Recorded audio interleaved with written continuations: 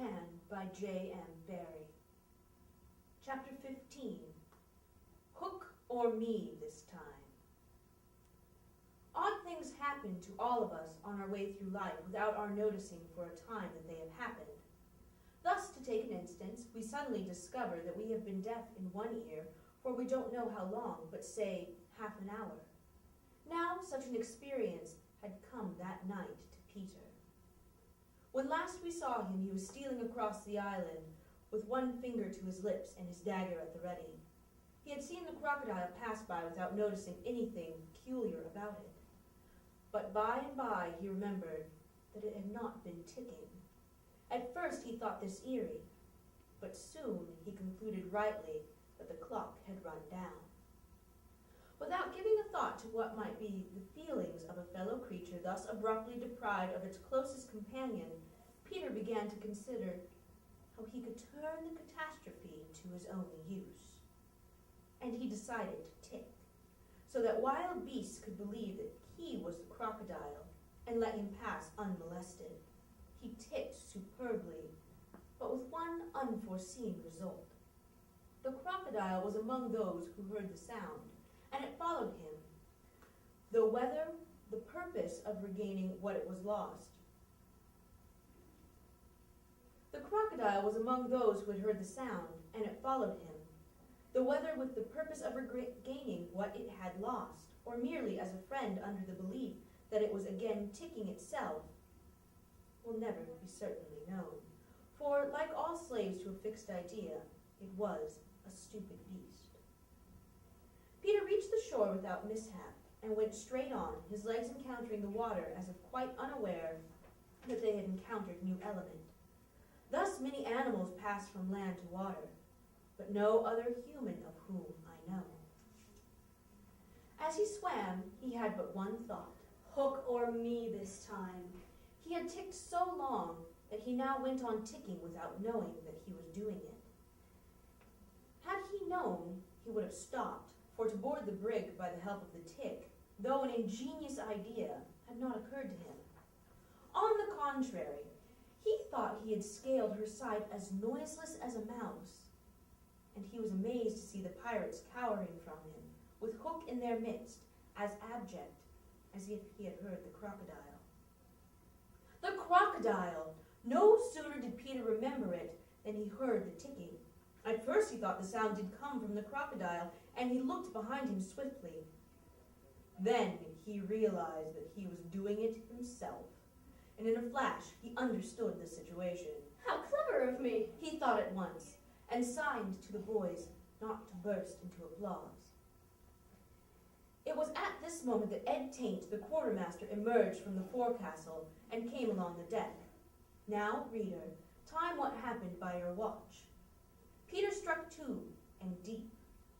John clapped his hand on the ill-fated pirate's mouth to stifle a dying groan. He fell forward. 4 boys caught him to prevent the thud. Peter gave the signal, and the carrion was cast overboard. There was a splash, and then silence. How long has it taken? 1. Slightly had begun to count. None too soon, Peter, every inch of him on tiptoe, vanished into the cabin. For more than one pirate was screwing up his courage to look round. They could hear each other's distressed breathing now, which showed them that the more terrible sound had passed. It's gone, Captain. Smee said, wiping his spectacles. All still again. Slowly, Hook let his head emerge from his ruff, and listened so intently that he could have caught the echo of the tick. There was not a sound, and he drew himself up firmly to his full height. Then here's to Johnny Blank! He cried brazenly, hating the boys more than ever because they had seen him unbend. He broke into the villainous ditty.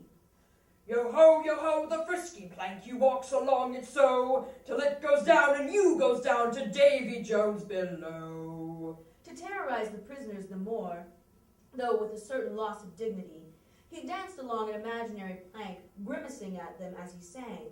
And when he finished, he cried, Do you want a touch of the cat before you walk the plank? At that they fell on their knees.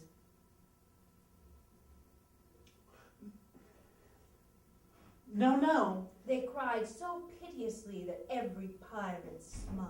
Fetch the cat, Jukes, said Hook. it's in the cabin. The cabin? Peter was in the cabin. The children gazed at each other. Aye, aye, said Jukes blithely, and he strode into the cabin. They followed him with their eyes. They scarce knew that Hook had resumed his song, his dogs joining in with him. yo ho, the scratching cat, its tails are nine, you know, and when they're writ upon your back. What was the last line will never be known, for of a sudden the song was stayed by a dreadful screech from the cabin. It wailed through the ship and died away. Then was heard a crowing sound, which was well understood by the boys, but to